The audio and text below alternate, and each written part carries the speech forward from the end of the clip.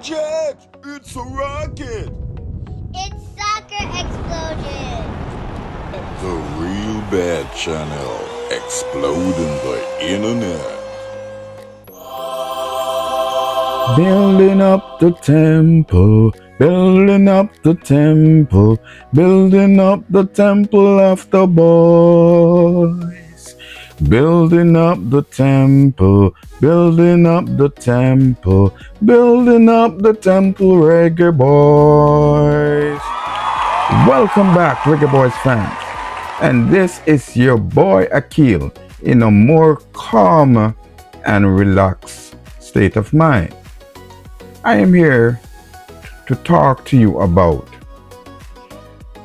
building up a new JFF and a new system for the boys. I'm here to recommend to you a few points here. Just a couple of points of recommendation. You're watching the Soccer Explosion TV. Listen, point number one. We are going to begin in-house dealing with the JFF. The JFF needs to build back better and stronger. Meaning, they need to start building from the root and not the branches and leaves. They need a clear understanding where they want to go as an administration. They need a balanced approach. They also need structure. The leadership style, they need to let us know from early what is the leadership style that they're planning to use. Whether it is a democratic style, an autocratic style, or even a laissez-faire style. They need to let us know from early. So some of the times we don't have to even beat them that bad, because depending on the style, if it is not a well balanced leadership style, then we know that they are going to be in trouble from an early stage. The past JFF, we know that at times it looks as if they are using an autocratic style, meaning it's just a one-man show. Whatever he or she says goes. No one dare to interject or say anything. Sometimes it even looks as if they are using the laissez-faire. It's like everybody's doing what they please. And that's trickle down from the head, go right down to the staff members. So they need to outline to us which leadership style they are using, so we can start our critiquing from an earlier point where this JFF is planning to go. Point number two, let us look at local programs. We need to continue to invest in our local program. We need to pay attention to the grassroots. We need to build a lot more academies to foster our youth programs. We need proper pitches for the youngsters so that they can be introduced to these kind of pitches from early, so that when they go out in international setting, they already know what a good pitch feels like in terms of how the ball will travel to them when they are on the pitches. They also need a proper football education for the kids. These kids need to get their training at an earlier age. And I'm talking about the right training. They need to get that so that they can able to function when they start to matriculate and getting bigger, playing in other clubs and in other countries. When they go overseas, a lot of times they are not able to understand what these coaches are trying to say to them. And because they did not have the proper education from an earlier stage, then you find a big gap. What they should already know at a certain age, now they are trying to learn it. And we know how the brain operates. So we need to get in the proper education in them from a younger stage, where the brain is much more spongy and ready to soak up whatever they are getting, so they will learn the basic fundamentals of the game and know how to move on the pitches, know their roles and all of that on the pitches when they are out there playing. So therefore they need proper education for the game. They also need to be taught how to act as a professional footballer from an early stage. Don't wait until they get big and when the big bucks start coming in and all of that. And it may get to some of these kids' head also. And then they start act a certain way, and because they weren't taught from an earlier stage, then we the fans and even the wider world will start to bash them, when some of the time, really and truly, it's not their fault. It was because they weren't properly taught how to behave as professional footballers and as role models when they start to shine and are in a bigger market. Now, a lot of persons know them. Now they have a burden on their shoulder to carry. They have their country's flag and name on their shoulder. So they have to behave in a certain way, a particular way, in order to be ambassadors for their countries. And because they weren't taught, they don't know this, and they behave and carry themselves any way. Now, they also need to have like a proper motive for playing games. In the Jamaican system, from primary schools, prep schools, we were taught to go out there and just win at all costs. So no proper development was done. All these coaches went out and do was to get the kids, send them out there and said, listen, we need to win. So they don't worry about developing a proper technique. So we are lacking in technical and tactical ability, because our sole purpose for playing this game is to win and get a trophy and get some money for the school and for the coach. It's just to line their pockets. But then the kids suffer in the latter run, because when they start getting better and they're getting better coaches now, they don't know how to control a ball properly, how to pass it properly, how to kick a ball properly.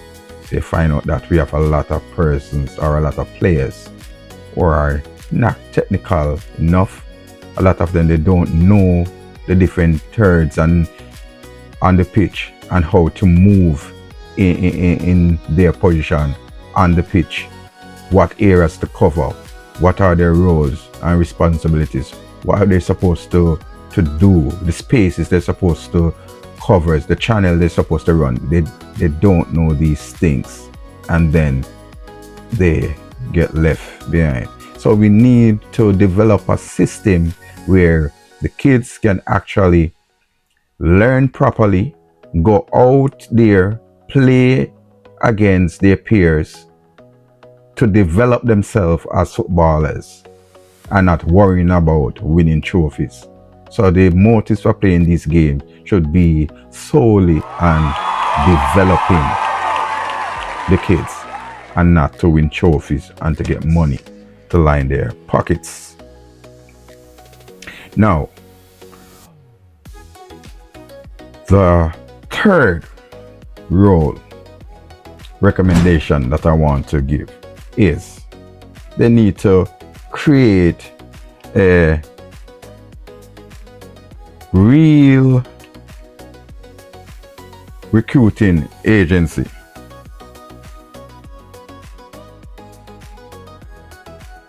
Yes, they need to create a real recruiting agency. So they need to develop a clear strategy when to recruit, how to recruit, and where to recruit.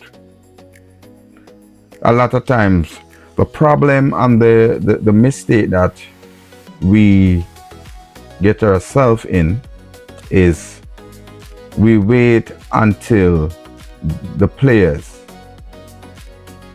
become superstars. That is when we try to run them down to get them, and that time it is too late.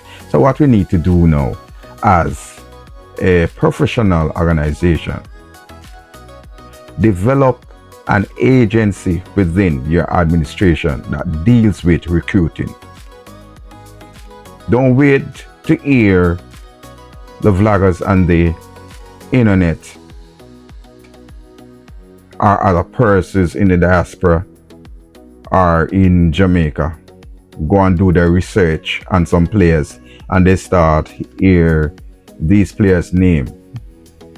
The personnel start sounding the alarm on the internet or on the television about these players. Then you jump on the board, you jump on board and ready to run down these players when you don't know anything about them from early. They need to get a proper agency. When you get a proper agency, they are responsible for recruiting these players. So they need to go out there and source these persons, these footballers from their kids. Start looking at them, scout them, talk to them, and all of that. They need to do that. They need to sell them a certain package so that they start buying to the program from early. What you want to do, and if they come on board, how much they are important to you getting to your destination, and how they fit in part of your puzzle in order to get this accomplished. Also, where to recruit these players. You need to go to all the top leagues around the world that has Jamaican players. Find out who have the lineage and all of that, and look for the best, and you get them. So that is where you will get your players from. How to recruit? You go overseas, you will already know the persons who are in the Jamaican academies and in the country who are playing at a high level, so you know them. The ones are overseas in the diaspora, you go out and you scout them just the same. When? From there at a younger age, you sell them the program and you do your recruiting like that. Next point, you should have a good pro license coach, you need to invest in a long-term manager. That is very good. A manager that can influence, build trust, and shape his environment. For example, the players and his staff, the background staff, people in the administration. You need a coach with these attributes, because when you have a coach like this, then you will find out that this coach will able to win the trust of his player, and they will go there, they will buy into what he wants as a coach for them to do in order to win. They will buy into his system and his tactics, and they will play for him and the country, and they will die for him. The organization, if you can influence them, they also will buy into what he's doing, and whatever he needs to succeed, they will give it to him. And his staff, they would have enough trust in him to rally with him when he is moving in a certain direction. So you need a coach that is very influential in whatever he is doing, and he should also be a good pro license coach, and we should invest in him for long term. Point number 5, create a vision. So we need to create a short-term goal, and we should also have a long-term goal. For the short-term goal, this should involve the players who are already ready and good to go.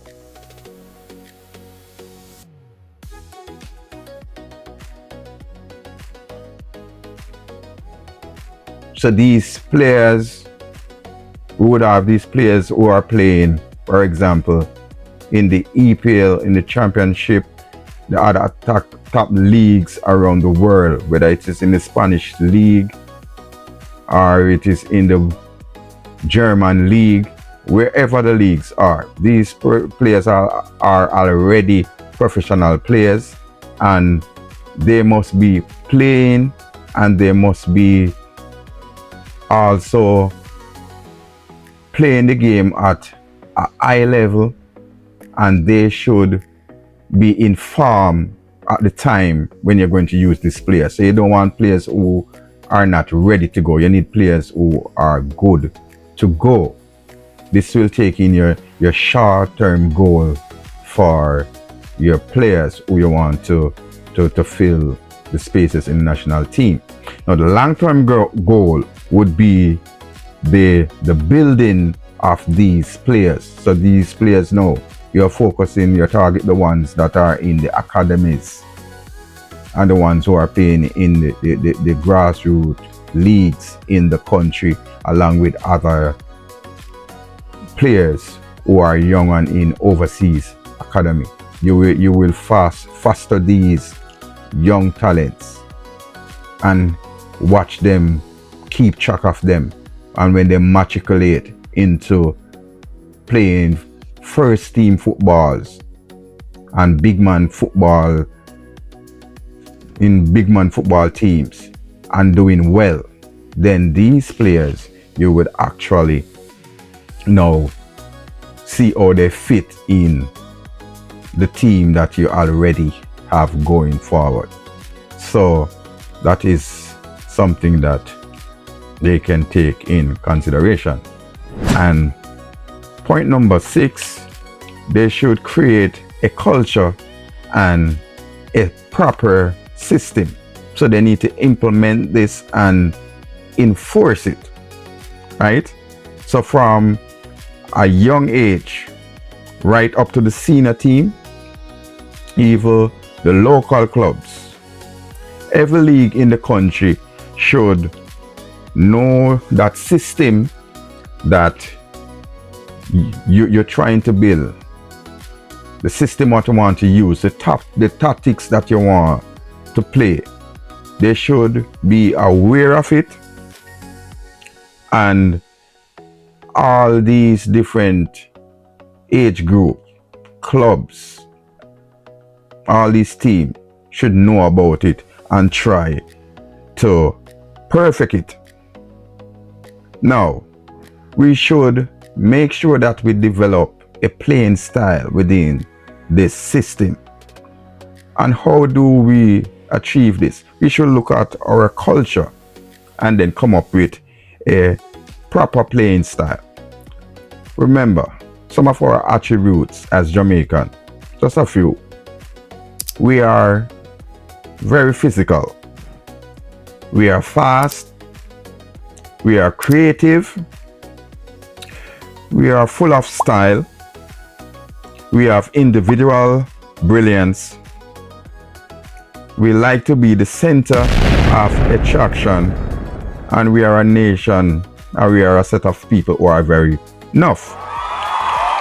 So therefore, if we are physical, that means we are strong. We have strong build, and we have tall players, most of them. So we should build our system according to some of those features, because we have the personnel that fit this. We also have a lot of persons with fast twitch muscle fibers. So we are very quick. So we should be playing a lot more faster on the pitch. A lot of transition and all of that. We should be quicker on the ball. And we should be able to run, because that is part of our genetics. We are creative persons, so therefore our midfielders and our other players on the park, we should build our system around that. Use our creativity to help us to play, because it is in our DNA as well. So it is for us to find the right personnel to fit that position, to fit the puzzle. Don't just take any and anybody who call themselves soccer players. Get the persons who are creative and use them to be a part of the team. So we need creative minds to fill the position on the field. It don't matter which position it is. Moreover, our midfield should be more creative than anything else. So you know that we're going to highly need them right there. Jamaicans, we are also full of style. You know that we like, if we are dancing, we like the style. If we are singing, style. The way we dress, style. We're full of style. So therefore, we will normally see these things coming out also on the football pitch. We like to play with flair, and we like to do some little trickery on the park and all of those things. We need to include some of that in our football, because it is part of us. We should leave the way for players to express themselves in that avenue as well. We like, as individuals, to be shown up at times. So we like to be the one out there. So if you have a group and all of that, you like to be the standout one in the group. So the players with that can come up with the individual brilliance, we need them on the park as well. We can't have them and not choosing them, not creating a space for them within the team and in the program, because we don't set up our system properly to accommodate all these different traits. Then we lack that. So sometimes we are in the game and we are in some tight spot, and we don't have anybody on the park who at one moment in the game can just come up with something individual, some individual brilliance, and we get something from it. So we need that to be a part of our system also, because it's a part of our culture. We like to be the center of the attraction. So if we are playing this kind of football that has all these different components, and then the 12 man, the crowd, the people start to buy into it and start to support it, then you're going to give these boys a lot more confidence and a lot more desire to go out there and express themselves and play, because they know that the crowd is standing behind of them. So the more attention they will get out there, the better they will play, because as Jamaican, we like to be the best. We like the center, like to be the center of attraction. And finally, we are a set of people who we are very enough. We have to just face it. If you see a amount of crowd of people out there, and you hear some nice making and all of that, and people making all sort of nice, and you go out there, go look who is entertaining the crowd, I can bet you, normally it would be a Jamaican. So enough. So if we enough, and that is a part of our traits, that is the way we should be playing on the pitch. When we are attacking, we should be enough. We should be attacking in numbers. Don't be scared. And when we are defending, we should be defending with a lot of players. Same way, with still enough players. So we are covering on the pitch, we should be enough. If we are pressing, we should be brave and press with enough, so that we can win the ball. When our team, when we normally playing, when we attack, sometimes we don't have numbers up there, so it come to naught. We're pressing, we don't have any numbers up there, whether we're pressing in the final third, a high press, or if we're doing a mid press. Teams just easily go around it because we're not pressing in numbers. And when we are defending, some of the time we may have the numbers there, but the numbers don't seem realistic because persons are there but they're in space. They don't know what is going on. So we need to use all of these different traits and set up a proper footballing system where we also take from our culture to blend in, and we have a good system that we can compete with the world. And finally, we need to create a market and sell the product. Create a market, sell the product. Meaning, the footballers, the system that we have and all, we need to set it in a marketable way in which we can attract investors and sponsors, the shareholders.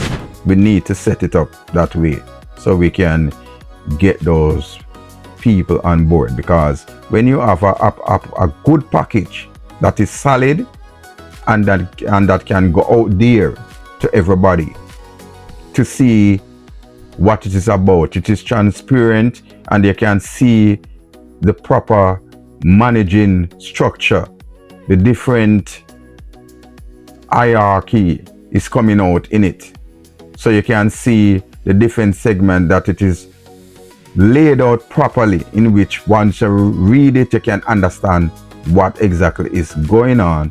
Then it will attract the different sponsors and the public and the stakeholders. So right there, those are just a few of my recommendations to building the new JFF. So I will leave it at there. So I'm going to tell you again to remember that you are watching the Soccer Explosion TV. It's your boy Akil. Like, share, and subscribe. Touch the notification bell so that you will be notified when a new video is being dropped. Leave a comment in the comment section and tell a friend to tell another friend. Peace. Walk good. I'm out.